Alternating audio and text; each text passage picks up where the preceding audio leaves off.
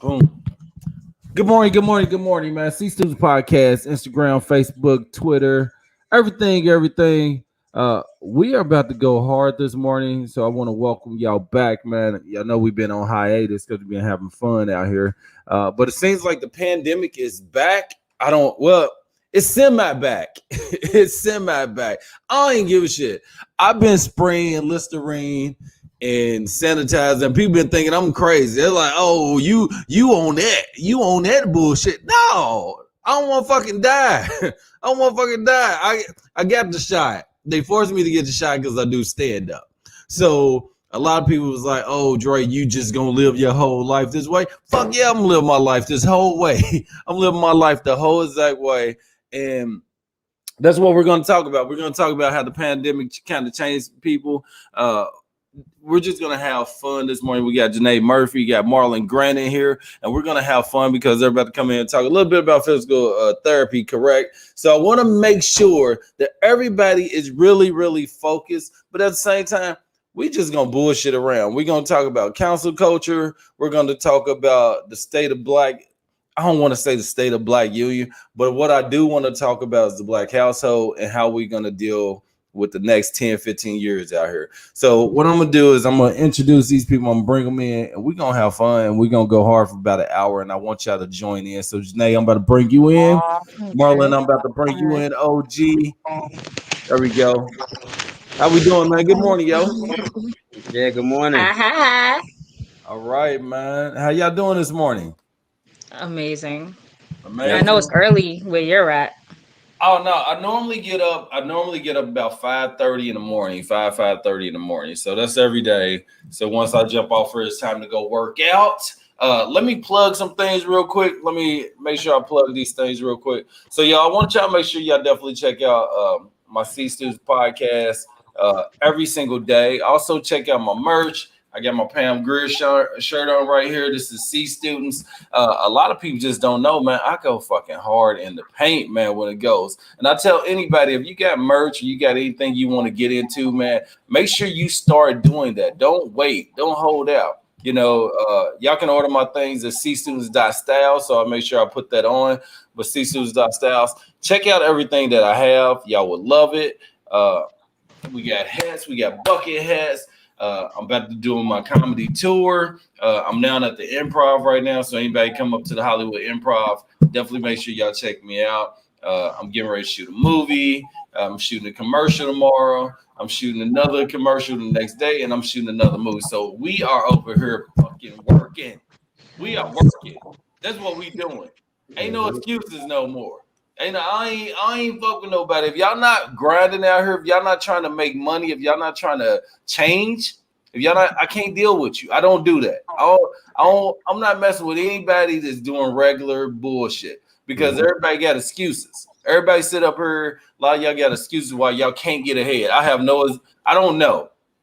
It falls on y'all. That's what I say. It falls on y'all. If you not making or doing what you want to do in life, that's all your ass. You need to sit back, figure out what you need to do. But at the end of the day, man, don't blame nobody else if you not following through on what you want to do, right? So that's where I'm at. All right, so let's get a little bit of background about y'all too. Just come on, man. Tell me a little bit about yourself. Go ahead. You want to go first, Jenae? I let my brother stand tall. Yeah. There you go. Stand tall, big bro. So you want to know a bit about us personally? I want to know about y'all personally, man. Give me your background. Tell me a little bit about what y'all go through and what y'all been through. Education side, if y'all want to, y'all can talk about how y'all grew up, single parents, or mother, daddy, grandma. Right? Got you. All right. So yeah. I was born in Boston. I moved to Georgia, Savannah, Georgia, to be exact, from the age of 3 to 12. Me and my brothers, I have 2 younger twin brothers, 2 years younger than me. And then we moved back, like I said, when I was 12. Been in Boston ever since. And I have 2 older sisters. They never live with us, but I have 2 older sisters. One on my mother's side, one on my father's side. And then From where I'm from, down south and in Boston, is from the hood, from the ghetto. So with that being said, that's part of the reason why me and Jenae, why we do what we do, is just coming from the trenches and coming from the mud, and not having like I was lucky to have guidance, but not having a family with income that has money and things like that, and not really knowing how money works.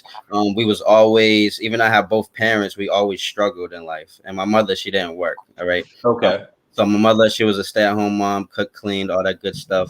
My father, he worked usually like 2 jobs. So that was kind of it growing up. And then I actually come from a construction background. I did that for like about a little over 10 years in the union and everything as a pipe fitter. And the pay is good, the benefits are good, things like that. But again, once I learned what I know now and seek the information and got licensed, I stopped doing that, and I do this full time now.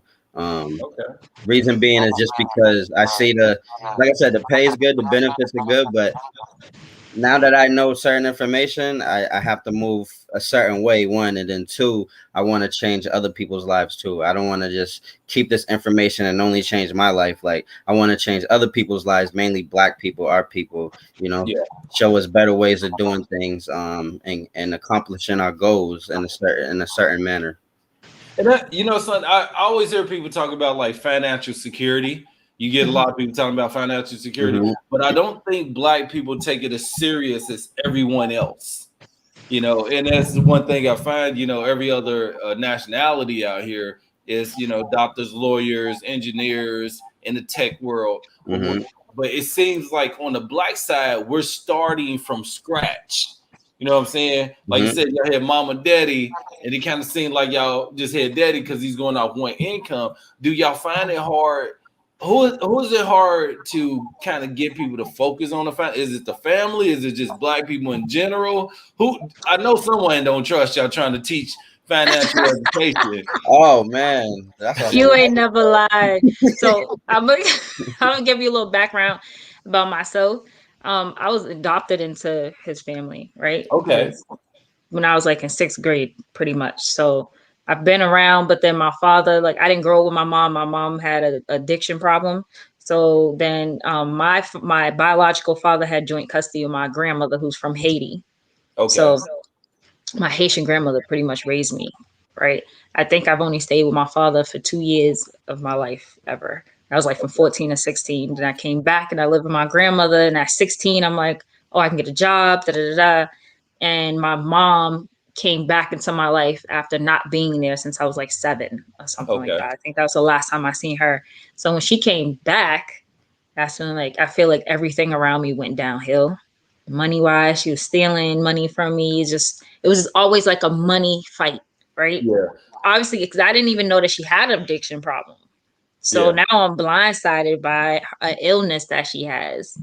And so that kind of changed the scope of how I looked at money and like understanding like I never want to be that person that's asking to borrow. Like I hated to be that person. Like, can I borrow $20? Do you have this? Like I always try to make sure I was in a position where I don't need to ask for nothing. Like I got me. Even to this day, I'm the same way. He'll tell you, like, I hate ask for help. I won't accept help. Like none of it is like the struggle of everybody's life who doesn't want to be there. But I'm like, nah, just be there if I actually super duper need you. Okay. I hate asking people for help. I go to a bank. I hate to say it. I go to the bank before I ask motherfuckers for something because the way people act when they give you something, I think it's crazy because I remember getting locked up for some bullshit and I needed $25 to get out. I needed $25 to get out and nobody could get my ass out. I always had more trust in women that I dated, I mess with versus family and friends. You know what I'm saying? Which is so fucking weird. I'm a Scorpio, so I'm one of those people that intact with everything. Yeah, I'm a Scorpio too. Because I'm a Scorpio too. We are Scorpios. All of them. Shit, salute, Scorpio man. trilogy right here. All right, y'all. Are y'all crazy as shit too? Mm-hmm. Yeah. I mean, yo, people already know. They already know what it is. I never knew how dangerous was growing up as a Scorpio. You know what I'm saying? Like I think a lot of my mom was on crack cocaine too. So when you mentioned like the addiction, my mom raised us. But the stealing and shit, I remember my mom used to steal money from me all the time. Mm-hmm. Auntie stealing money. I remember putting money between my legs and going to sleep, and my mom digging down there and grabbing it. Like, hey, dang, that's give me deep. that goddamn money.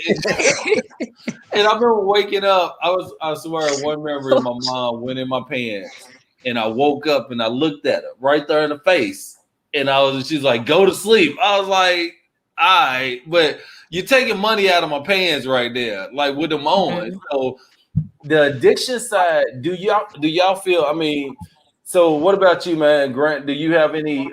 Was your family on addiction like hers, or was it a little bit different? Yeah, mine was a little different, but I have no. Don't get me wrong. I have certain family members that's Yeah. addicted to different things. But my parents weren't. Okay. Do y'all feel like y'all pulling y'all? I know this is one thing when I talk to a lot of people from the hood and stuff like that. We always feel it's so far we can get before we have to disconnect ourselves from everybody in order to get ahead. Do y'all feel that way? For me, I think yep. It's just based off what you said earlier. It's just like I can't be effing with people who's not about something or don't want better. Like I have that mentality. Although we're in a position to educate, there's a lot Yeah. of people feel as though they already have all the answers, and then you hear the like ignorance that comes out their mouths, and it's like you're so ignorant. I can't take it personally. My spirit can't take it. I get annoyed easily because I'm just like, yo, you cannot be this dumb. You just can't. You can't. Yeah. And if you want more, you're saying you want more, but you're not willing to listen, which Yeah. is like really contradicting. So yeah, I get to that point where I'm just like, the moment that my brother and I get to exactly where I see where we're gonna be at, because we're making heavy moves in the background that people don't know about. And once we get there, everybody that wanted to act like we weren't nobody, Yeah. the moment, and I'm gonna make an announcement, like if you get ignored, if your ass get ignored, okay, just understand where you're at in my life. Don't hit me up with no congratulations. I don't want to hear it. Yeah. Don't hit me up like, oh, I want to listen now. No, because don't try to ride the bandwagon because you see where I'm at. Like, I don't like people like that's fake. Don't be fake with me. I'm all Now, set because I'm authentic. are you ready to shit on people, or are you just like, Kinda. because Marlon look like he just like Marlon waiting. has to keep me under control because I Okay. can like he keeps me grounded in terms of like, nah, I can't think like that. You know, people he's like so sweet about it. I'm just like, nah, I'm ready to go to war because F all of that. Like I don't care what nobody say, nope, nope, nope. He's like, nah, I can't He do looked that. like he went past that stage already. I think I've been there too, Mark, bro. I think Yeah, I've been, you know what I'm saying? yeah. Because at one point I was like, yeah, when I get my shit, I'm about to shine on you, bitch. Right, That's right. what he had. He looked like he ready. He looked like he just got the family going. He trying to raise it. He trying to have the van with the soccer kids and everything. What you Yeah, trying to do, man? I do got 3 little ones too. Right. Yep. So you I got can't be two out here girls making. myself. You I got got two two girls. kids. Yeah, but it's just like I'm by myself. So it's not like I have to be that fighter. Like if I ain't fighting, they ain't getting nowhere at the end So of the day. So so are you? So you're single mom. You a single dad? Are you married? Where you at, bro? I'm a single dad, Single. How? So for but y'all both being single mhm. parents, man, is it hard on y'all, or do y'all be like, no, it's up to us? How do y'all feel? Where y'all at on that? okay, my situation is a little different because the reason why financial therapy started was for our own personal background reasons of like just different things happening. My kid's father was diagnosed with schizophrenia Oh, maybe a couple years ago. And okay. I dealt with that for a little while in silence. So no one knew, his family didn't know until I put my foot down and cut him off. And they called me like, oh, this is what's happening. Like, you know, telling me the stuff that I was already used to seeing, but they were new to it in that moment. So he finally got the help he needed. And it was always a financial struggle because his worldview is different just based off of that disease. So it just became the thing where it's just like, I've always had it in me, like, I got this. I've always been that person. Like, I got this. I got me. I know how I move. I know my work ethic. I know what I'm capable of. And then for me, it's just like, yeah, that was my fight. Okay. What about you, Mark? How you getting your situation, bro? For doing the financial therapy. Now, how'd you get to the single parent side? What happened there? Oh, there was a lot that happened there. So he said, "Oh." All right, so I'm gonna just keep it a buck. So I'm married, going through a divorce. My divorce is almost final. Can't wait. So I was. Shit. You say can't wait. Hold on, man. I'm getting married, dog. What the fuck? Hey, dog. Why ain't none of y'all dudes are never happy in the marriage, man? What the fuck, man? Hold on, man. Where my pen and piece of paper? I gotta write this shit down, man. You coming to my party? Where's it at? I'm gonna throw a divorce party in Hollywood somewhere. Hey, man, I'm there. I'm there. I used to. So when I was a dancer, I was a Black Chippendale. Women used to do divorce parties at my shows all the time. Oh, where? Yeah, they do divorce parties, man. Yeah, I didn't even know that was a real thing either. Oh, hell yeah. Hell yeah. That's definitely a thing. So, go ahead, man. Tell me. So you going through a divorce? Yeah, going through a divorce. So I have two with her, and I have one with a woman now. So you don't know what to say. What the fuck? Hey, man, what's wrong, man? Damn, dog. So hold on. You been married once or twice? Nah, once. Married once. So how long were you married, man? I was married for I mean, technically I'm still married, but what's it, like 7-8 years? What the fuck happened? What happened? Yeah, this would be 8 years. So basically we grew apart years ago. You weren't throwing loose dick out here, was you? Nah. Usually, I say usually. Nah, what happened? You messing me all up. All right, go ahead, man. What happened? What happened? We grew apart a little while ago, like some years ago, and then I started doing my thing. I'm just keeping it a buck. I became unhappy. I told her though, I tried to leave. She didn't want me to go. I tried to stick around mainly just for her. And yeah, just things didn't work out. God damn, man. Shit. Hey, man, I saw a bro yesterday, man. He was so sad, dog. He was so sad. I ain't sad though. I'm past that stage. I was sad, to be honest with you. I was sad just because of how things went down. I'm like, damn, it shouldn't have happened like that, even no matter what, whatever. But then I found out some things on her end that made me feel a lot better about how things happened. So I was like, all right, bet I'm cool now. Like, I don't have that guilt that I did have. Did you try to swinger life? Did you try to do like the Nah, I didn't try to swinger life. You should have tried to swinger life, bro. You might have been like, all right, right there. You might have been like, nah, what you think, Jenae? I prefer to I'm better like this. I like it like this. Okay.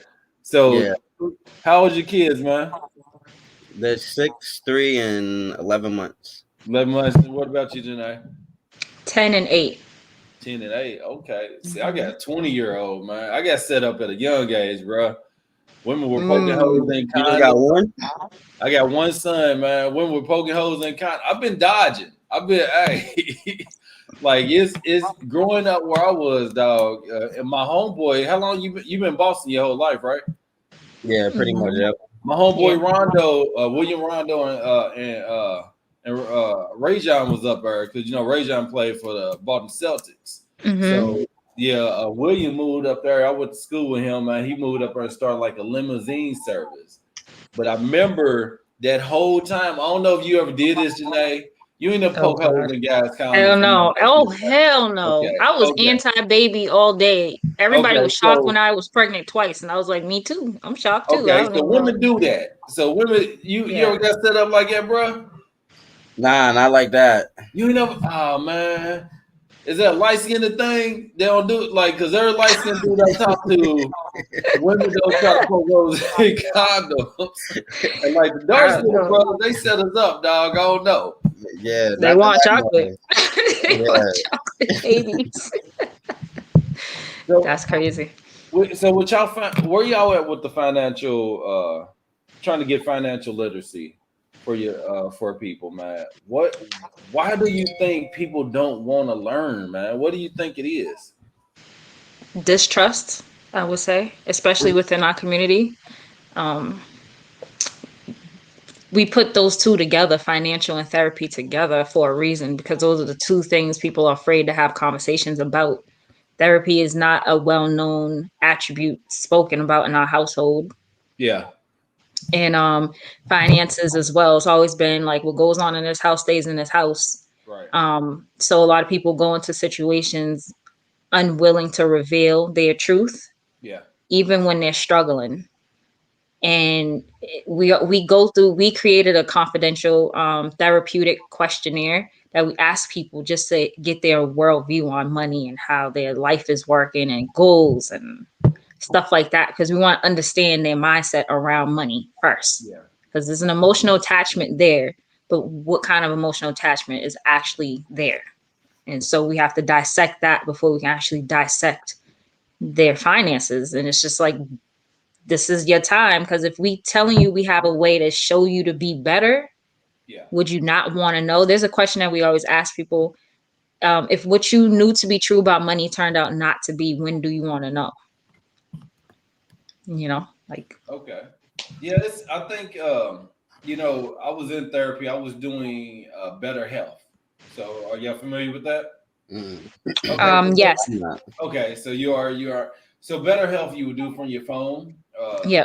Like $350, $400 a month or something like that. I'm like $180 a week, maybe $120 a week. I forget how much. It was high as hell, right? Yeah. And at first, I kind of liked therapy. Every time I went to therapy growing up, like they would tell me, "Hey, you don't need to be in therapy. You need to be a therapist." And I started back therapy in the middle of the pandemic because I went through a breakdown. I went through this real. I think my mom did it. I think my mom, you know, I think one thing for Black kids, I never understood this. You might not have felt this way, Jenae, because of the situation. Marlon, you may have felt this way. It's the control factor, especially for the Black woman to her son. You know what I'm saying? So I always dealt with that. You know, my mom really, even to this day, my mom used to really shut up, don't do this. I'm like, man, I'm a grown ass man, don't do this. And whenever I would try to bring up any kind of problems in the past, my mom would have this shut off, fuck y'all, and just hang up the phone. I'm like, God damn it. Like, you can tell me about your problems, but I can't tell you about mine. And I started learning. I was on this show called the Jesse Lee Williams Show. When I first came down here, I did this. He's a Black conservative, and he was talking about the Black on Black violence and things like that. I remember reading these comments. If y'all ever get on a lot of these shows, don't read the fucking comments. Don't ever read them because they're most of the time they're bad. Okay, so they were calling me a professional victim, and that's one thing that I learned. And I think it to a certain extent it was kind of true. Because I know how to victimize being a victim. I know how to really broadcast that. And, you know, it's one of those things like something bad happened to you.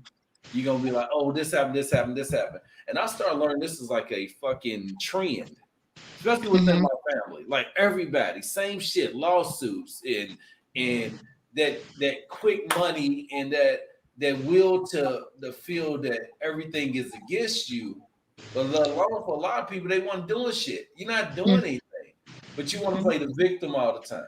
You know what I'm saying? Like it got to the point where I had no kind of. I used to have real thick skin, and then that shit just got soft and and open, and then I had to close that wound back up. And I think therapy is what opened that wound. So what do y'all think? Mm-hmm. Do y'all think that happens for a lot of people, where they get into therapy and then they just become very just sensitive to everything? What have y'all seen for that? That's actually like my background is therapy as a Okay. therapist. Like that's what I went to school to do. I didn't get my master's yet because Okay. yeah, I'm just annoyed with school period. But definitely was in the field. I've actually worked in human services with mentally ill adults and having to like go through that. I've done therapy myself for years. Okay. I needed it after dealing with my kid's father. I was super homicidal. Are you kidding me? I was ready to take necks off, like however, whenever. Um, but it allowed a lot of insight Okay. to like things that I was like, dang, I suppressed this and I didn't realize how much I was suppressing that. So me having to filter that out so I can move past it. And I think that's like the hardest part of therapy where you have to just be willing to, sometimes you're going to be asked certain questions that leads you to something that you probably never even really thought about for years Yeah. because you didn't see it as relevant. But then you bring it up, it's like, dang, my parents really didn't love me. It's okay. Is there certain things you shouldn't like for both of y'all, man? Is there certain things during therapy that it should be, you know how they say certain doors should still remain closed? Do y'all think there's certain things during therapy that still should always remain closed, or therapy is just to open everything up? Open that wound up, open that, take that bandage off. Do y'all agree with that? What do you feel, Marlon? So, I mean, so me personally, I've never taken therapy ever.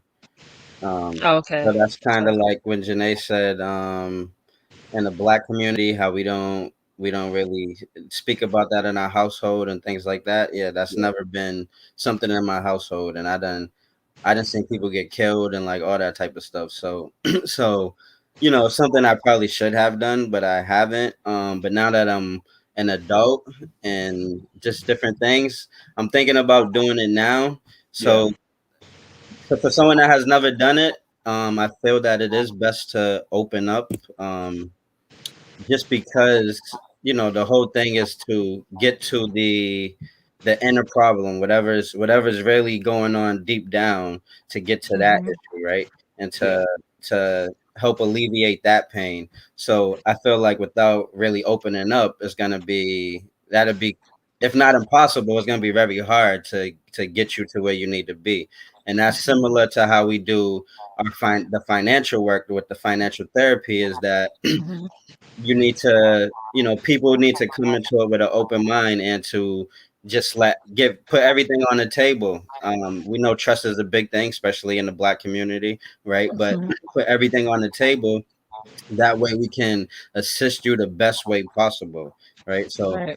I feel like the same with just regular therapy. I feel like it should pretty much work the same way, and everything being confidential as well. Why don't we trust each other though, man? Have you ever thought about that? Why Oh why yeah. is it always the crab in the bucket It's or black? coming. It's just coming from the hood. It's just coming. It's just like we just seen so much, right? And then we gave our trust so many times, and then we get fucked over, right? And then we get tired of that. We get tired of that sequence just happening over and over, and then Yeah. I feel like we kind of shut down and we kind of get into this a whole nother mode where we're like, yo, fuck everyone, I'm not trusting nobody, da da da da da. I know I'm the same way. It's like hard for me to trust, so that's like something that I'm working on myself, is like being able to trust people, especially our people, with Yeah. certain things, you know what I mean? And I have been trusting our people more with certain things, because the whole thing also is, a lot of it is just the way we're portrayed to the world, mainly Yeah. through white America, right? Right. Is that all black people are lazy, all black people are this, all black people are that. And it's really not true though, right? It's like I know so many motivated, hungry black people like yourself and like us, right? That Yeah. only want better, that's grinding hard every single day trying to make life better, right? Right. So And they're fair people, fair and honest on top of that. So when they do whatever work, they're gonna do it just as good as the white man, if not better. And to me, they'll do it better because they genuinely care. Like us, or any black person we deal with, it's nothing against anyone else, right? But we know the struggle. We know exactly where you come from, right? So Right. we're gonna go extra hard for you, right? And it's the same thing they do, honestly, with their people. Is like they go extra hard. They give us they show us a little love, but if it's another white person, right, they're Right. going crazy hard for that person, right? Right. Asians, if it's another Asian person, they're going crazy hard for that person. You know what I mean? So I feel like if we did that more ourselves, then we'll be in a much better position, especially financially. Like if we Mm-hmm. stuck together. It seems when it comes to it, and like you just said that, going harder. You know what I'm saying? And I watched this like I've been a manager my whole life, and now I don't want to work for any goddamn body except for what I do now. And I Mm-hmm. started learning that when I would work for places as a manager like McDonald's or Hollywood Video, Yum Brand, that the biggest challenge was getting blacks to work with me, to really work with me. And you would see like the white managers come in and they fucking shuck and jive. Hey, boss, hey, how you doing? And I come in, Yeah. man, fuck you, nigga. We ain't doing nothing. I'm like, nigga, Yeah, it's crazy. It be like that too. why? Like, It's, fucking why? yeah, it shouldn't It be is annoying. It like is a a very annoying competition type thing. thing, or like not even competition only. It's like competition a little bit, but more so like a respect level. It's like, oh, you're black, you're just like me, so for some reason I'm not gonna look at you as being higher or up here. You know what I mean? Bro, it's Weird, weird. They act like it can't be more than one. You know right? what I'm saying? Yeah. That like it can't is you can be at a job, and I've seen this before. I've been at a job where I might have been the only black person. I'd be happy, like, another black person, hell yeah, hey, cool. And they'll come in there and they'll act fucking white. They'll like literally I'm like, what the What I fuck? don't understand is that the doubt that comes to our people about our people Mhm. is mad weird on the fact that black people created damn near everything that helps us in our day-to-day lives. Yeah, Everybody getting cars to go to stoplights, right? A black yeah. man invented that. So how are you going to disregard our intelligence in terms of being superior in some type of way, shape, or form? Because the white man portrayed it one way. So now, because they aren't giving us a fair chance at stuff, they're still talking about having equal voting rights. Right. We've been voting for years. Bullshit right there, right? It's like, how was that? It's like, and then it's, man, listen, the stuff we've seen, even over this weekend, we had an opportunity to deal with the U.S. ambassador and our governor of our state and all of that stuff. And they was talking about the Negro election, Yeah. right? Mm-hmm. It happened in Salem, Massachusetts in 1740, but no one knew this, right? People are on these particular pieces of land and having no clue what they're standing above.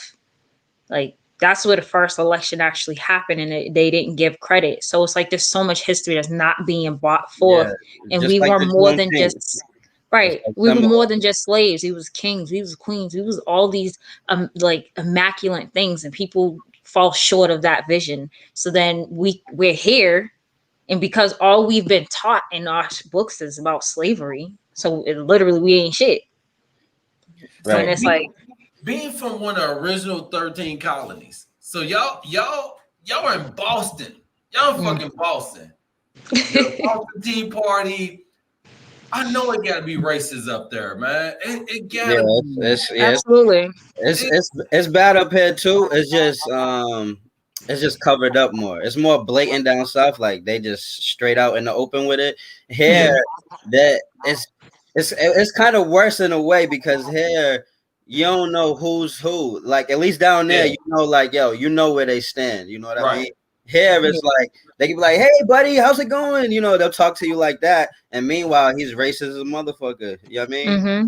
So Yeah, and it's very diverse in Boston too. Like the diversity levels is insane. The only thing, and I was just having a whole like debate with my uncle yesterday because he's one of those people who think he know everything, right? So you can't tell him new info. He hears the new information, but then he has a rebuttal.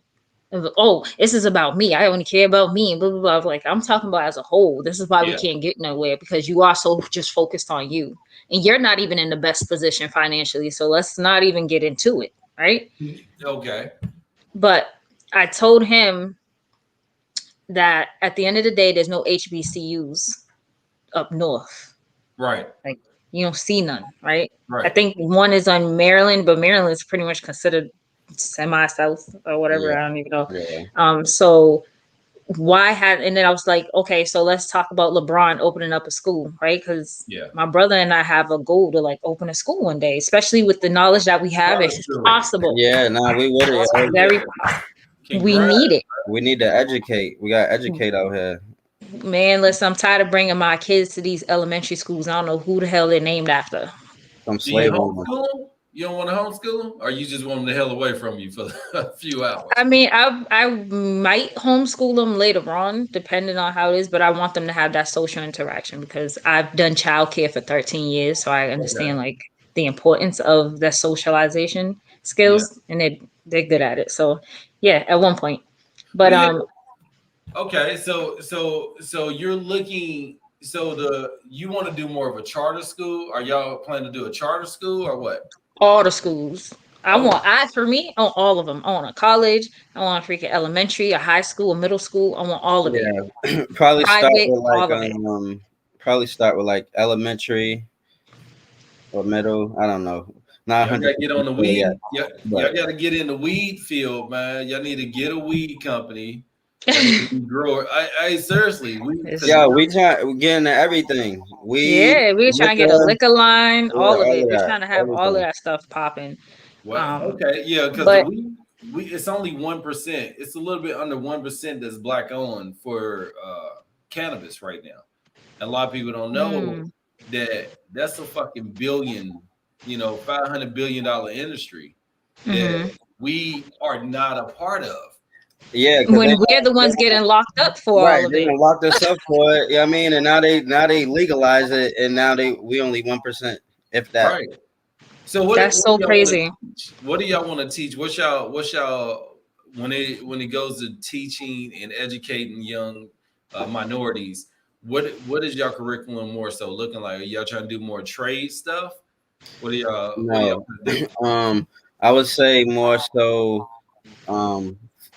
Financial part and educating on Black history. Okay. Mm-hmm. So like both like the real history. The real history because like Jenae said, there's just so much. It's just ridiculous. There's so much that's not in books, right? Yeah. For example, just like what she said in Salem, Massachusetts, right? There's so much that happened just in Salem as far as Black kings, queens, doctors, this, that, right? And we're from Boston, not from Salem, but we're from Massachusetts, and we've never heard of any of that, right? Ever. That was our first time hearing about it the other day. You know what I mean? Like, so it's like this is the same stuff that happens all around the United States. It's like we have so much history and power of going back to even the 1700s and things, right? Where we were always powerful because we're just powerful people, right? But they don't put that stuff in the books because they only, like Jenae said, they want to just say, oh, they were slaves. That was it. That's all they know for, just being slaves. We had them as slaves, right? And not, even though we were slaves, we became doctors. We became physicians, we became this, that, you know what I mean?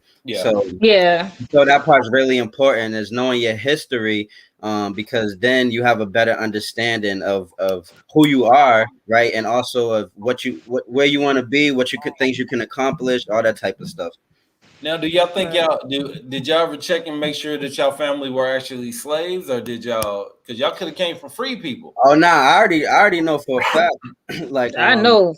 Like my great grandmother was a slave. Yeah, I mean, my great grandmother, she died like probably like a good 10 years ago. She lived to be 103, but she was a slave. My grandmother now, she wasn't a slave, but my grandmother now, she's 92. I think she just turned 92. Yeah. But yeah, but I definitely know for sure my family, especially on my mother's side, was slaves. On my father's side, I'm not too sure, but on my mother's side, 100%. Now, are y'all trying to stay up there? Or y'all trying to go ahead? One thing I've been telling people, man, is Everywhere. land. You know, make sure you buy some land, man. Buy a Oh lot. yeah. That's what we're trying to do. Like, this is why we're educating about what we do. Okay. Because our vision, because they've had a large amount of land out here in like near next to Boston. Yeah. What was the amount of land, Rose? Like Oh, it was 7 point something acres of land, I yeah. want to say. Yep. It's about between 7 and 9 acres of land, right? Yeah. A public auction. Right? That means Anybody you, can come. me, him, Right. whoever next door can go down the street and be a part of that. Starts and at take that 50,000. Starts at 50,000, all right. But guess how much it got sold for? How much? Like 1 million or something Nah, like that. 1.9. For 1.9 7 million. acres? For not Yeah. yep, about 7 to 9 acres, about that. It Yep. must be some prime real estate then, man. A white man got it. It was How many times are we gonna keep allowing that to happen? And everybody just all our black people just think, oh, I need to just go into real estate and da-da-da-da. No, it could have been an easy get had everybody in our neighborhood did what we try to teach people to do so they never lose money again. You don't never need to lose money. You're gonna grow your money. You have upside potential, downside protection all the time. We're teaching this, right? But people hear it and they're just like feeling like they have a better way. Oh, I'm just going to real estate and da-da-da-da. No, we could have all been together and bought this land and just built whatever we wanted to. This is how we take back that land. Now, those 40 acres and a mule can be gotten easily, but nobody wants to listen. That's the thing. It just comes down to like the ignorance, not listening, and just following the bandwagon. Oh, I'm gonna just do it this way because it seems easier. It's always easier to do the wrong thing than it is. People want the quick flip. They want to Yeah. take the money, like they put whatever money in today, they want to see it tomorrow. You know, and most of our people's not worried. We're not worried about long term. We're worried about now. You know, what's now, and we follow trends too much. So it's like, if it's not popular as far as you can make money from it, right? It's like I don't know, because my favorite rapper didn't say that, or my whoever didn't say that, right? And it's like, yeah, they didn't say that because one, they probably don't even know about it themselves. One, right?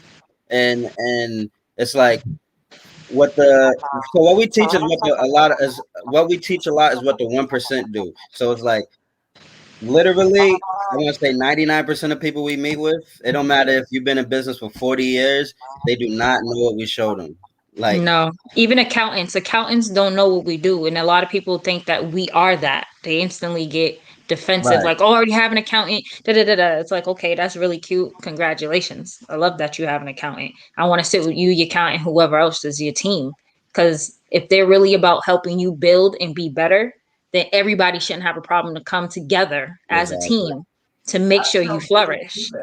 Like, who brought y'all over to that side of, like, I know you was talking about the situation, you know, with your wife and, you know, growing up, and then you was talking about the situation with your child's father and not being there. But who pushed you for more be an advocate of financial literacy? Who put you there? Who got your mind there? Was it listening to like different seminars, Chris Rob, one of those guys? My light bulb went off differently from Marlon. yeah. My ex was in this business for 19 years, and he lives in New Hampshire, so it's predominantly white out there. And I was listening because I was working human services at the time. So I'm listening to the things he's saying. I'm just absorbing what's going on, right? Yeah. And I'm listening to it. I'm like, what? Hold on. Wait a minute. Like, wait, hold on. You mean to tell me it's that simple for people? Like, it's just like light bulb went off. Like, hold on. I need to, this is important information that my people need to hit. Like, I need to bring this back to the hood. Yeah. Like, I need to bring it to my family. Like, are you kidding me? Because I know for a fact they don't know nothing about this. This is crazy. And it's not new information. That's the crazy part. It's not new.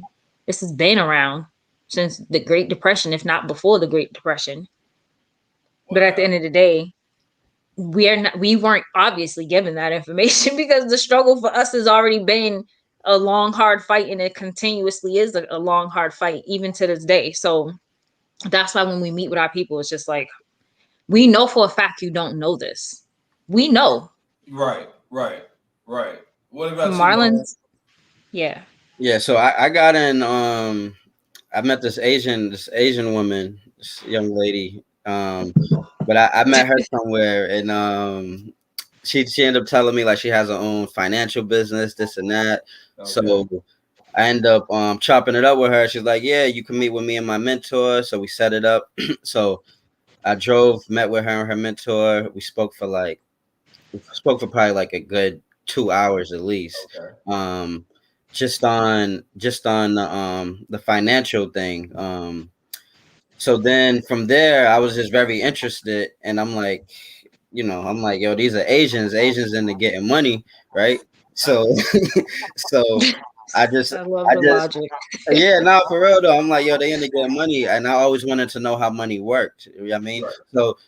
So that's one thing. Ever since I was younger, that's one thing I always wanted was like financial freedom. I always thought it was gonna be through music though, but I always wanted financial freedom. So. Yeah. That's something I've always been hungry for, always strive for, all that. So long story short, got the information from them.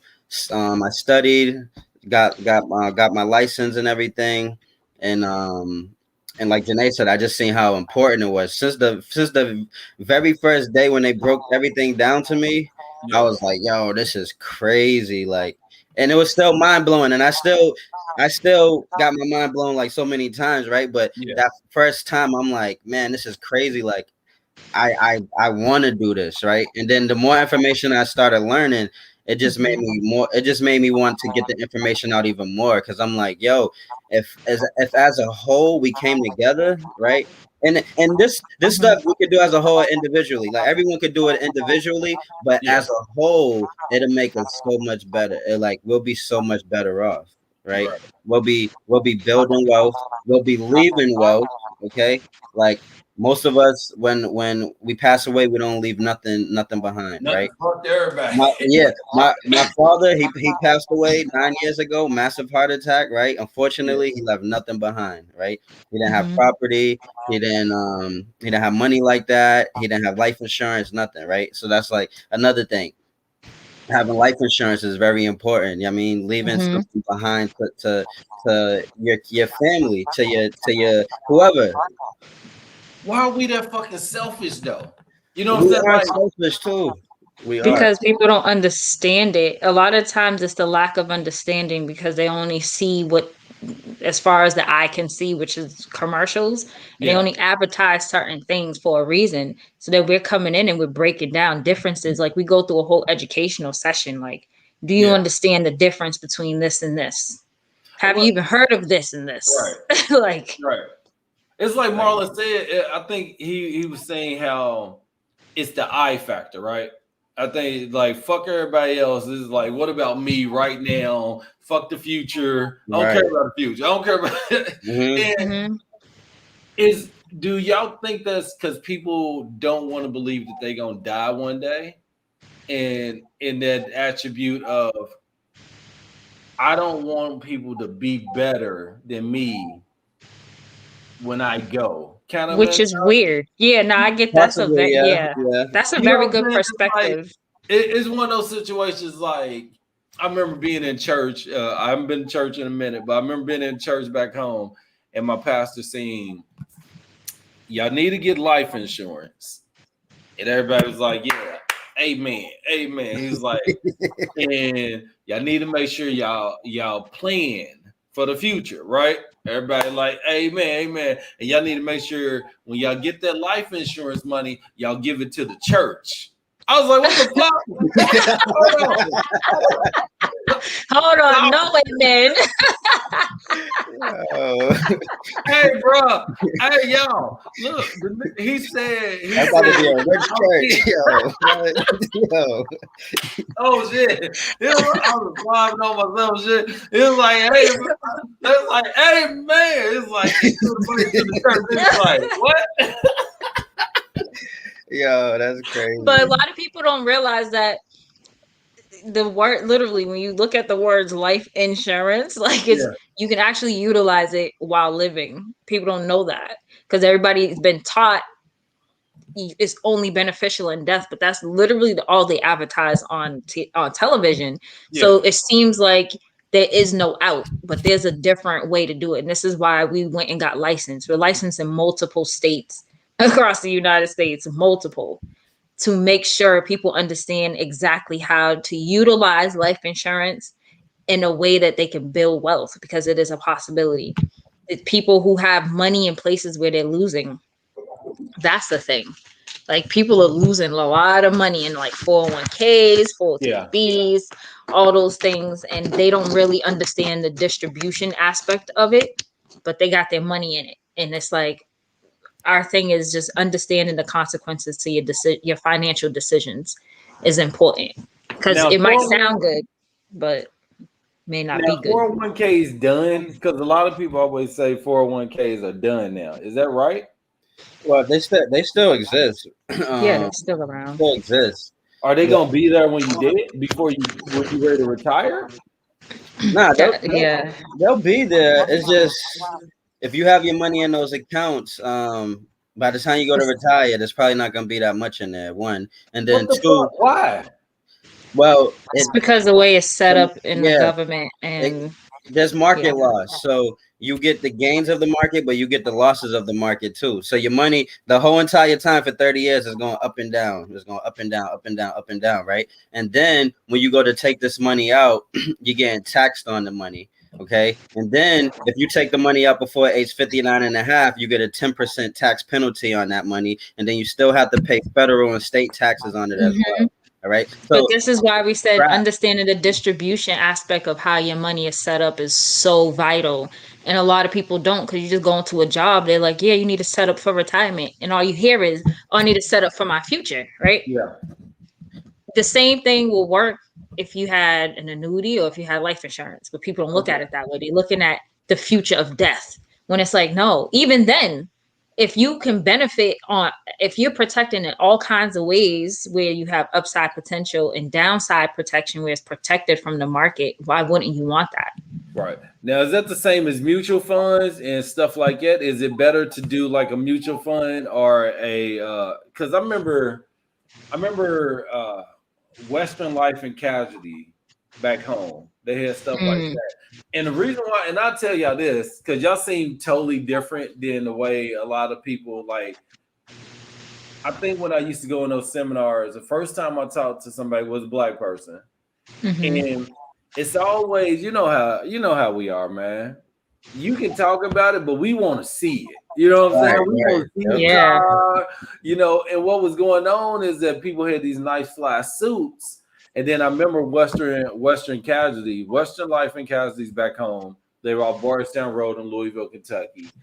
And I remember going, because I thought about working for them at one point. And they were doing like different kind of things where you put your money in for like retirement, life insurance.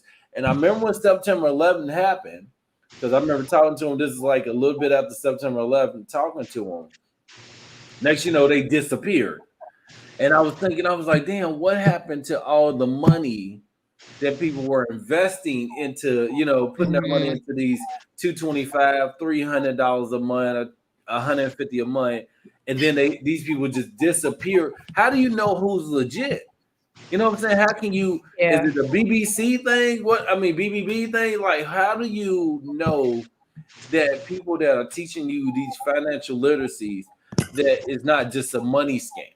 I think it's why Blacks don't trust them.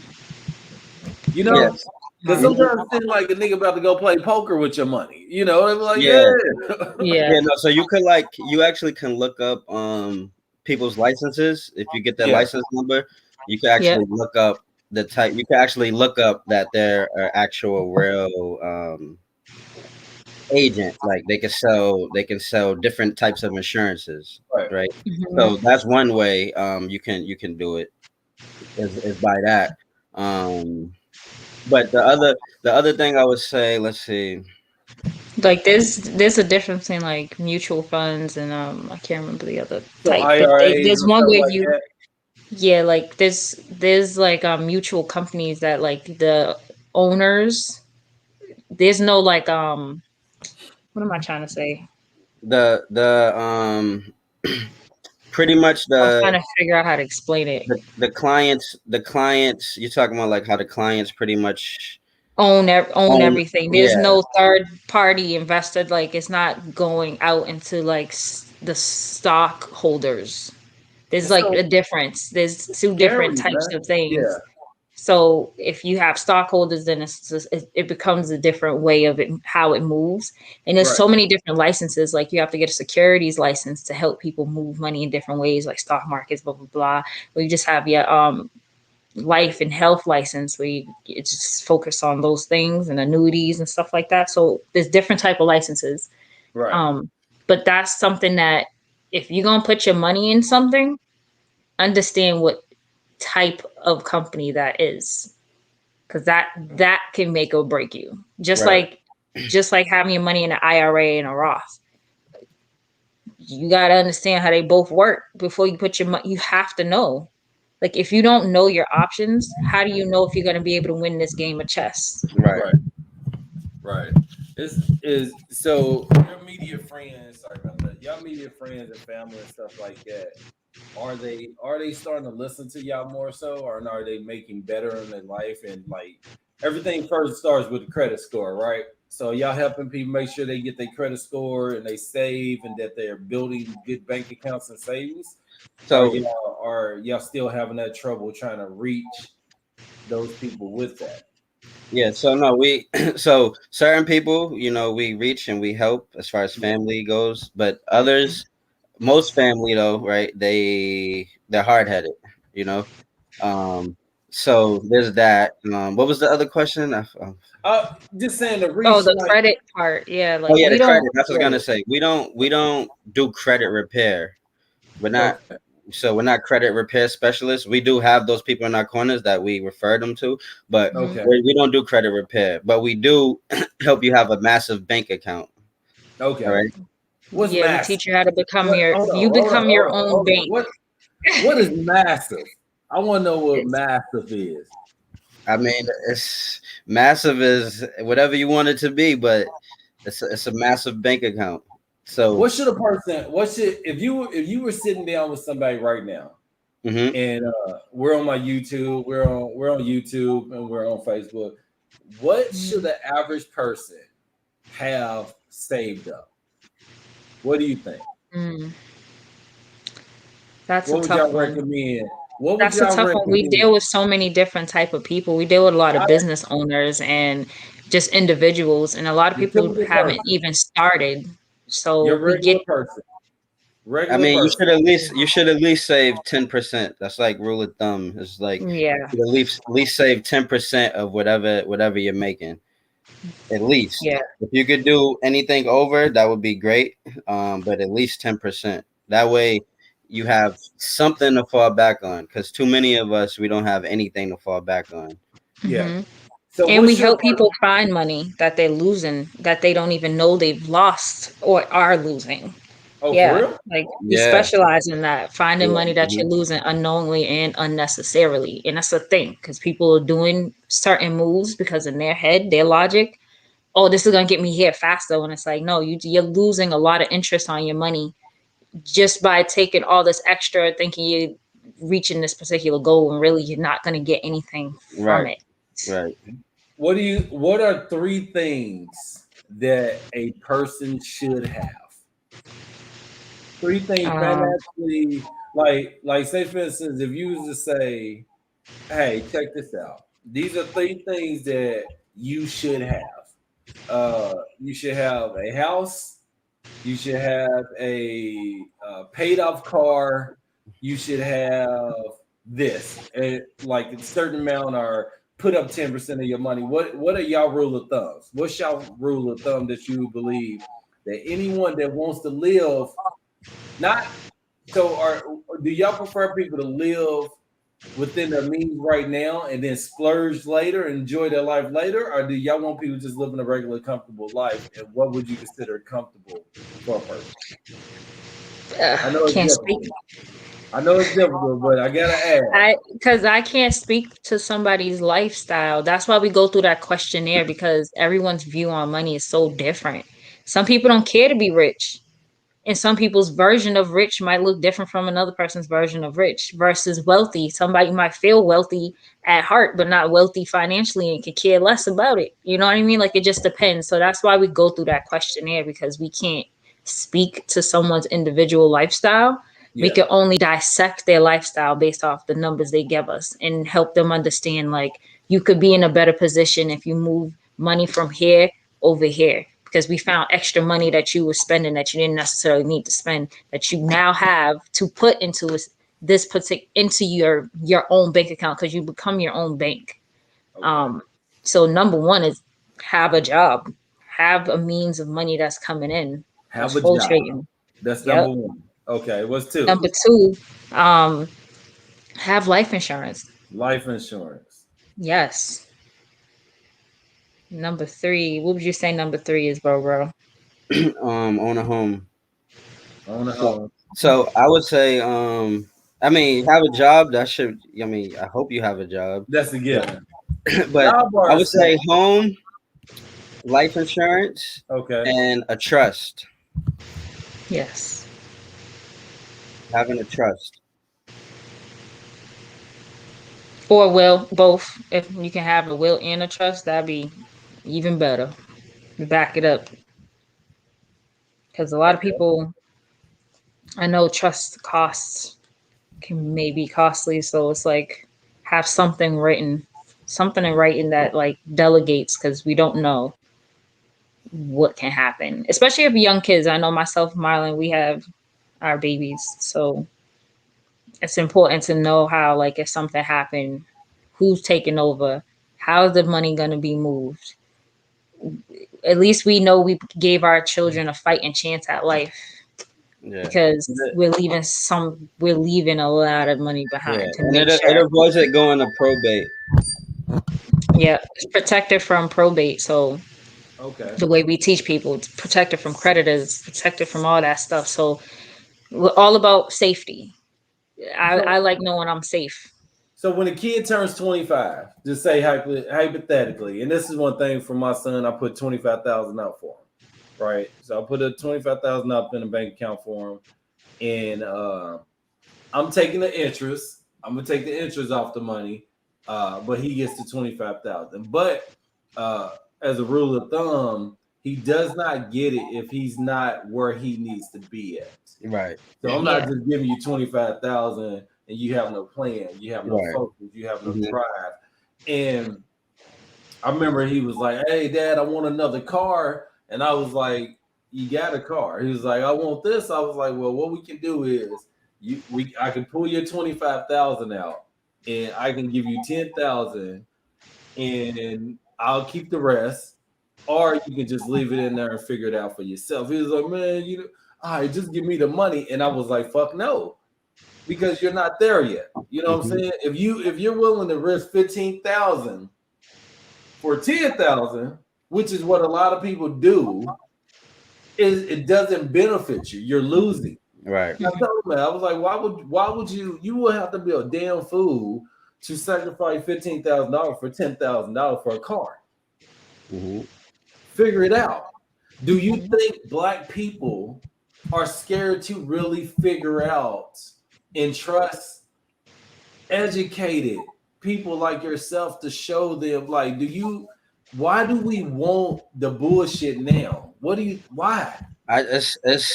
So what I always tell people is just us coming from being poor, being broke all our lives, right? And it's like you always wanted certain things, and now that you can afford it, or now that it's in your face, maybe you can afford it. It's like we buy it. So you know, and we want to always stay fresh. They want to buy the newest Jordans. You want to buy this, buy that, right? Make sure you stay dipped out, have the nice fanciest car, right? You do all that in your 20s, and now when you're in your 30s and 40s, you're broke, right? Rather than doing the opposite, which to me the opposite is saving your money, purchasing property, right?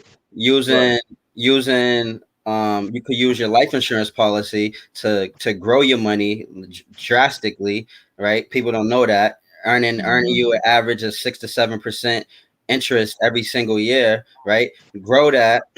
Now you take your money and you invested into a home. You invested into something where it's an asset, not a liability. We invest too much money into liabilities instead of assets, and that's where the main struggle comes in for us Black people. Yeah.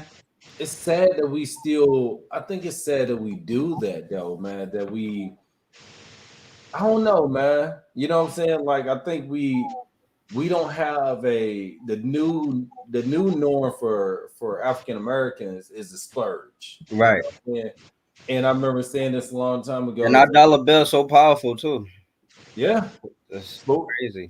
We always knew everything the Cash Money had. You know what I'm saying? We didn't know what the fuck the NSYNC and the Backstreet Boys had. We didn't know what kind of money they had.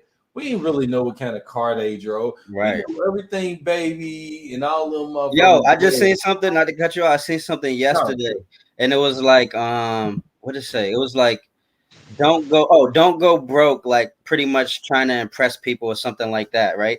And it showed Steve Jobs from like 20 or 30 years ago with blue jeans and a black long sleeve shirt on, okay? And it showed them a time span of 20 to 30 years of him wearing the same exact thing. Same fit. Yeah, and that's the thing. People always think that like because we're Black and we're coming to them and talk about finances, they're looking for us to have these things.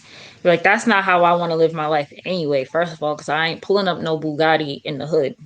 Yeah, someone said that to us. Don't see me. Like, oh, where's your Maybach? Or where's this? Yeah, it's like, why do I need to have that to prove a point? Because at the end of the day, why would I want to put myself out there to get killed? Like, right. What's that dude that put a diamond in his forehead? What's that guy's name? Lil Uzi Vert? Is it Little Uzi Vert? Lil Uzi Vert. Like, what are you doing? So you just attach something to you of high value as if your life, and I guarantee you don't have life insurance just because he's young and dumb. Yeah. I guarantee he doesn't. But you decided to plant this damn thing into your head because you were afraid to lose it. And now somebody takes your life. Like, come on, that doesn't even make any sense. But it's just like stupid stuff like that. Yeah. People see the buffoonery and they be like, oh, that's cool. Like all those stupid challenges they was doing on TikTok, kids dying and stuff because I'm going to try to drink Tide today. Or like, why would you, like, come on. Well, like, how are you? Yeah. How you smart? Like, you're just lusting smart. Well, you know the thing with Lil Uzi Vert, he was only Africans back in the day would put diamonds in their forehead, like guys and shaman and stuff like that. They will actually put diamonds in their forehead, and it's just not. We have no culture, you know what I'm saying? So we don't know. It might. To us, some people may look at it and be like, you're doing this, you're doing this. I think the problem with us is that we're so disconnected from our roots that we don't know. We see shit like that. Very true. Crazy. You know what I'm saying? Yeah. When it actually might be okay. We don't. I don't know. I remember my son saying he wanted to go to Barcelona, some fucking word, like Spain, Barcelona. I was like, why the fuck you want to go there? I was like, you don't want to go to Africa. You don't want to go to no islands or anything. We're Trinidadian people. I was like, you don't want to go to the islands. You don't want to go figure out your roots. It was like, no, I was like, you need to go to the history. Right. You know what I'm saying? You need to go to the real history. Go to where we started at. And I told him, I was like, I'm not going to pay for you to go to Barcelona. I pay for you to go to Africa, but I'm not going to pay for you to go somewhere that you're disconnected. Have you ever thought about going over to like Africa or going to the islands? Yeah, I can't wait. I think that's gonna be my next trip. Okay, I always wanted to go to Africa, huh? You taking the kids too, or just you? Yeah, no, I would love to take them too. Yeah. I'm afraid of bugs and dogs, so I'm trying to like get my life together. So I'm not sure about this whole island Africa thing. I mean, that's where we from, though, right? That's cool, but if they got a suit specially made for me, so I could live my life, be free, stress free, I'll be all right. But I'm sure they don't have a bug free. Nah, you in the world. You in the world. Like I stay in the house in the summer. I'm all. Oh man, you gotta. I think, and also I was gonna ask y'all. Have you ever thought about just going to high schools and just really starting a program to educate kids in school and teach them, hey, what we want to do here is we want to offer a program that, I remember them trying to start it back home where they open up bank accounts for kids, show them how to balance money and stuff like that. But have you ever thought about working with something with the state to go to the minority districts and get funded to show education literacy to young African Americans 25 and under, from 18 to 25, and put it into high schools, put it into a freshman year of college or sophomore year of college. We want to teach you about the literacy game. We want to teach you about this bullshit on the loans. We want to teach you how to save your money. Don't buy Air Force Ones, but everything that you're making working at McDonald's right here, we're going to show you how to put this up. So by the time you get 35 years old, you're set, young king, young queen. We want to do that. Have you ever thought about doing that? Yeah, absolutely. So we talk about it all the time. We actually, I won't say we just talk about it, but I'm just saying we speak about it all the time, speaking into existence. But we're actually working on it as well. Okay. We're trying to figure out, like you said, how to get funded from the state for certain things, things like that. Because there's a lot of information out there, like it's crazy, and like us, just being around certain politicians, a few days ago. We got information too as far as how we could possibly even get a building in the state. Like different things that's not out there that people don't know about, especially people of color, right? So it's like this particular program they have through the state was like, if the state has a vacant building, right? Right. As long as you take care of everything in the inside of the building, the state will give you the building and they'll take care of everything outside of the building. Yeah, people don't know this stuff. Give you the building. She said give. Yeah, like here you go. You just have to maintain the inside. The way the maintenance, whatever in the inside, you maintain the inside, okay? And the state themselves will take care of the outside. And that could be your what kind of program is that?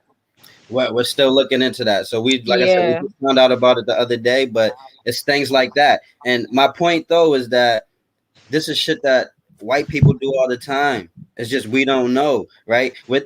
We always think that they're going in and they're buying everything. And a lot of times they're also doing things like this where they're giving things and it looks like they bought it, right? But they didn't buy it. They're giving it and they make it. They operate it, they make it run good and all of that, but we can do the same exact thing. So, for example, like that'd be dope for us to get a building like that to start a school, right? Right. Just to start educating, to do a museum, like to just many different things, like whatever we come up with. But our first thing is like we said, is like trying to do a school, educating our people. Man, y'all are amazing people, man. I'm glad that y'all are actually, I'm glad to see people really are trying to really push this literacy on financial side. We need it. People complaining about being broke. I literally during the pandemic, I was doing like Instacart because I got bored. I was so fucking bored, and I was like, okay, I got money, but I'm bored. Let me go make some more money. And I was pushing people to do Instacart, and people were complaining, bro. Oh man, I want to do. I'm like, dude, this is fucking easy money. It's free money, and I took that money and I invested in the stock market. It made more money. You know what I'm saying? And it's sad because we have, it's not all of us, but it's a large number of us that don't want to do shit. We're so content with just living in struggle. And I hate that. You know what I'm saying? It's like I never understood why you can go to McDonald's in a white area and go to McDonald's in a black area and achieve two different experiences. You know what I'm saying? I never understood that. I will never understood why black people in the hood, why we don't take care of ourselves, why we don't want to financially get trained, why we do not want better for ourselves. Right. I never understood that. And I commend y'all, man.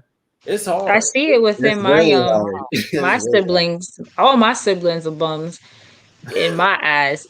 And it's real, it's sad. Like they ain't doing nothing. I meant that too. That's bad.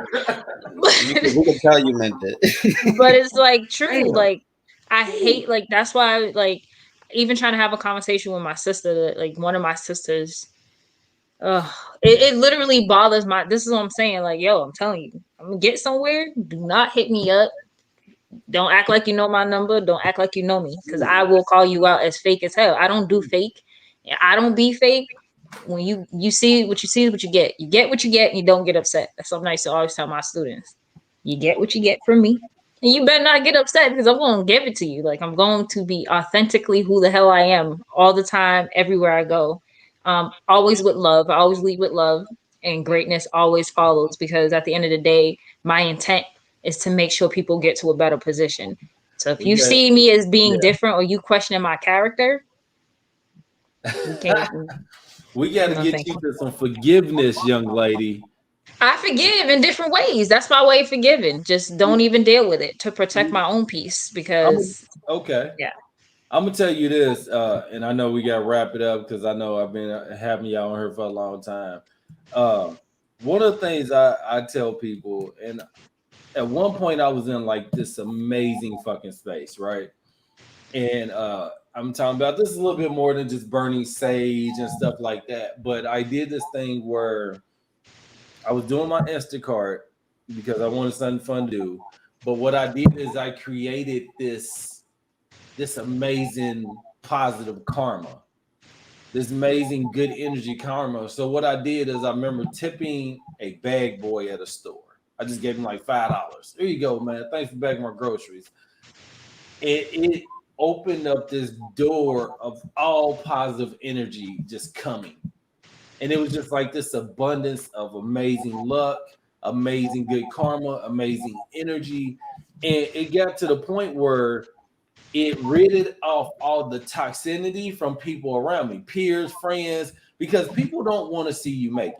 You know what I'm saying? Yeah. They don't want you to make it, Jenae. They don't want you to make it, Marlon. They're preying on our downfall. Fuck Marlon, man. He went to school with me. Fuck that nigga. Right. We gotta ignore that. All day. That's why I just leave it alone. I walk away, and I just make better relationships with people who get me. Yeah. Because I didn't grow up with my siblings. Yeah. So maybe that's another attribute to like. True. Y'all ain't even really somebody I deal with on a daily basis anyway. So it's okay if you're not in my life at this particular point or in that particular capacity, because it's fine. Like, I'm good. And that's how I protect my peace, because I'm really big on energy as well. So energy, everything is energy to me. Right. Like Marlon would tell you, I walk around in appointments like, ooh, your energy, I love it. Like, if I don't like you, you're going to feel it. I shut down. And it's not something that I choose to do. It's just something that is innate in me, I would say. So yeah, it's always positive energy. I love energy that's like great, happy, fun. Like, let's get it. Like, I want positive energy only, and all my siblings don't exude that. So definitely in terms of forgiveness, I forgive them because they know not what wrong they're doing. But I have to show a different route, because I don't think they've seen a different route within all of us. Like, there's no one who's successful in a particular manner. And I'm like, I intend to get there. But at the end of the day, when I've tried to reach out and hold your hand through the process in the beginning, you shut me out. And I can forgive you. I'll give you off to someone else. That's my way of forgiving. But I don't want to deal with you personally because I just think maybe they don't trust me. You know? Okay. Yeah. So I think it's like I hear Jenae, but I think like with time, you know, she can possibly not feel the way she does with certain people. Right. But that's with time, you know, because 40 years from now. She's she's been hurt in certain ways. You know, we've all been hurt in certain ways from people, right? So it makes us feel, it makes us feel a certain way deep down. But I think in time, for example, like the people that they're not listening to me right now, right? Or they're like, nah, I'm gonna just do this over here. Like, that's cool, y'all do you, and then maybe in the future, maybe in a year, maybe in 5 years, I don't know the time frame, but we'll have this conversation again. Or maybe you'll be at a different place in your life where you can now receive this information, or now maybe you matured, you smartened up and things like that, and now you're ready for this information because you wasn't ready a few years ago when I was trying to get this to you. So I think with time, yeah, she may not feel as the way she does. I don't know. I beg to differ. I'm with you, man. Me and my brother, me and my closest brother aren't close anymore. You know what I'm saying? Mm-hmm. And I think it really had to do with, ours was based on race, based on me being the dark skinned one, him being the high yellow one. And we have the animosity within each other. And I think I didn't know it was going to be this difficult being black. You know what I'm saying? Even within the family, because I really never focused on it as a kid. You know what I'm saying? Like, I just thought everything was fucking culture. And that's just from me. Even though I got molested growing up, even though mom was on drugs, even though major fires, I got shot in my head when I was 16. I've been stabbed before when I was in the 5th grade. 2 major fires, all kind of bullshit. I still never knew that the closest people around me was going to be the motherfuckers that I didn't like or didn't fuck with me. I didn't want, because I always thought we was going to build together. Right. You know what I'm saying? Because I was like, dog, we're a team. We all going to get big. And as I got older, the more women I got, the more people didn't like me. It's weird because as the fellas, we could tend that way, but also it became this animosity amongst, oh, you make more money than me, oh, you got more girls than me, oh, you're driving this. I'm like, this is fucking crazy. Yeah, I've been through that same thing, so I know exactly what you're talking about. I hope, I definitely hope everyone understands what you're trying to teach y'all. I hope everybody actually understand what y'all are trying to teach, and I commend y'all for that, man. So if C Students Podcast and André Mulligan can help y'all with anything in this world when it comes to that, I will definitely push and advocate y'all information for y'all and make sure I try to help y'all blow up, get as big as possible. I appreciate that. We appreciate that. Definitely. No problem. Tell people where they can find y'all at, please. Y'all pages, Instagram, YouTube, whatever y'all want them to, and we'll sign off. Go ahead. Well, I'm going to transition my personal page to our business page for financial therapy. But currently it's Jenae's Financial Therapy on Instagram. It's JENAE because nobody never spells it right, including my father. So we got that. Our website will be up soon. We got to go reconstruct it. Okay. So that should definitely be up this week. financialtherapyllc.com. And my personal page on what's that thing called? Facebook. I'm not a social media person. I literally just started back 8 years later from not being on it. So I know it's scary. I know I'm working on it. I'm working. So there's a lot of stuff. This is why a lot of transition is happening, because I didn't know what the hell I was doing. Marlon, you got to save him, Marlon. Go ahead. Yeah. Thank you. Everybody's been telling him he has yet to save me. I'm drowning. I've drowned 15 times. Marlon. Go ahead. Yeah. So right now the only for the financial therapy, I just have Facebook, Marlon Grant. Okay. And the business one we're gonna have together. We're gonna have all the business ones together. But yeah, we're about to take over the social media atmosphere. Okay. So to keep it a buck, we're like taking a marketing class. We're doing a lot because we take this serious, and we know social media is it's the world now. Okay. And the whole, what we're doing right now. This is what people want to see, and they want to see your face. They want to hear you talk. All of that. So we're definitely working on upgrading our social media presence. So we got it. So everyone, as they said, make sure y'all find them on Facebook, Financial Therapy. You got Marlon Grant and you got Jenae Murphy. Make sure you spell her name Jenae. Yes. Find her. I would say this, man. Make sure y'all definitely get on TikTok. Make sure y'all get on Instagram, Facebook for the older people. They'll tell you that in a second. Kids will tell you that, and those are the people we need to connect with. Is the future. Right. If y'all were not listening to them, they are really trying to help you live better, have a better lifestyle in the future. Not just right now, not right now in the future. But one thing I say is calculate yourself, y'all, everyone. Calculate what you're doing, what you're spending, where you want to be at in 5-10 years, and say, is this gonna work out? If you spending more than what you live and your means are outliving everything else, you're not living right. And these two right here are the best people that you can talk to that's going to help you. But if not talking to them, talk to somebody. But make sure you hit them up first. I definitely want to bring y'all on here at least once a month, man, so we can really push this financial freedom. And that way y'all help us grow. And we also help y'all grow. If y'all okay with that, we'll make sure we set that up. Absolutely. And, that sounds like a plan. Hell yeah, damn. And hopefully, are you a Red Power Ranger? I meant to ask you that. Yeah, I was a Red Power Ranger. So I played in Lord Draken series, and that's what I play. And I'm about to play the commercial again. I was saying that because I seen the thing on Instagram. You said you was the Red Power Ranger? Yeah, I was a Red Power Ranger.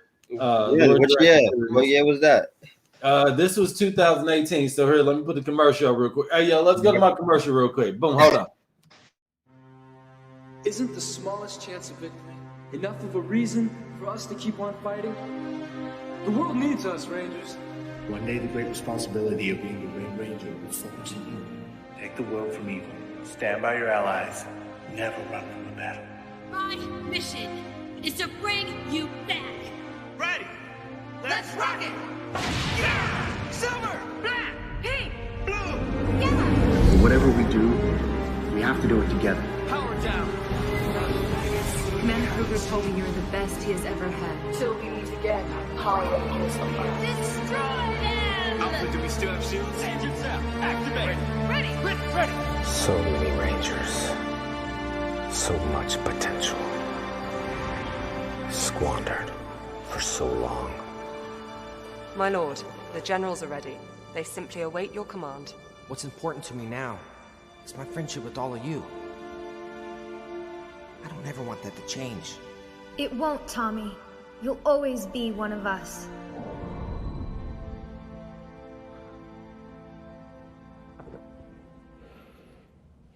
And it's time to set things right. We will invade their worlds. We will tear down everything that might protect them. And then, when it's too late, when they're powerless and alone, they will realize the truth. They could have been gods.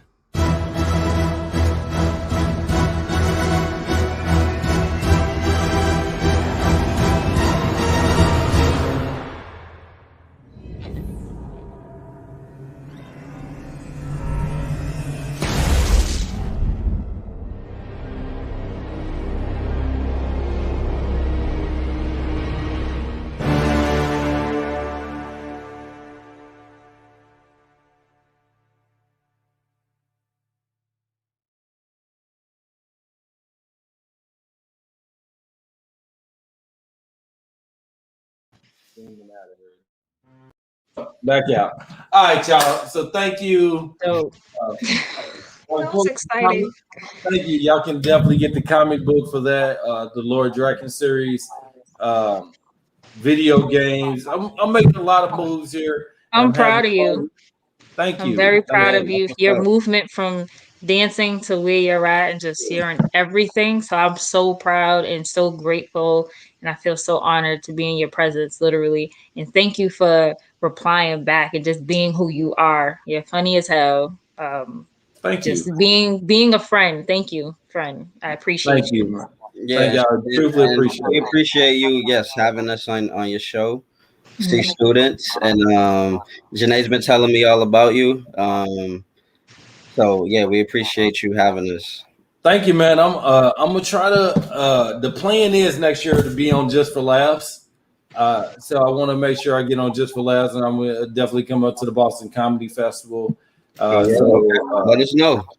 Yeah, that's on my vision board right here. I don't know if y'all do that, but I'm a person that really believes in vision boards. I write on it every day, and every time I write it down, I get it. You know, yep. They say scripting is powerful. So yeah, scripting. And till mentor, man, I met Steve Harvey about 4 times. I've been on the show. Yeah, for real, I love Steve Harvey. Yeah, and one thing he'll say, he's a great guy, man. But one thing he says, and if you listen to him, I listen to meditation every day, and he says, "You have not because you ask not." Yeah, and that's a true. God, you have not because you ask not. So ask God for what you want and go get it. And this is for the religion people. If y'all ain't religious, we don't give shit. But it's just for you spiritual. I'm a spiritual person. I'm not religious for multiple reasons, but spirituality is everything to me, and that's what manifestation comes in from meditating, all that stuff. So I said preserving my peace, my energy. So important. So important. And maintain the third, y'all. So everybody, thank y'all for tuning in. Let me pull these 2 off real quick, and I'll zoom out. So hold on, I'm gonna pull y'all out real quick. Bye, C students. Salute y'all. Thank you, Marlon. Thank you, Jenae. Hold on. Hey, y'all. So thank y'all for tuning in to C Student Podcast this morning, man. Y'all got Jenae Murphy and Marlon Grant on here. 2 amazing people, 2 amazing spirits, 2 amazing souls. So y'all make sure y'all follow them. I put all their information up. Y'all can follow us on YouTube and also on Facebook. I will make sure I'm posting this all month, all week. And y'all know how the episodes work. Every single day I do a new episode. We just started back. We off hiatus, but it seems that we're going back to the pandemic. But tune in. I got a lot of big things coming up, y'all. Thank you. Check out my last video game commercial, y'all. I'm gonna put this up and y'all have fun with it. See Student Podcast, André Mulligan. We're out. Watch it blow up. Watch it come out. Come out. You asshole! How could you? It's not what you think. Then what is that? Dude, you burned me! No! Suck. What? No. No, come on, no. What the fuck? Suck my What? Why would you do that? Are you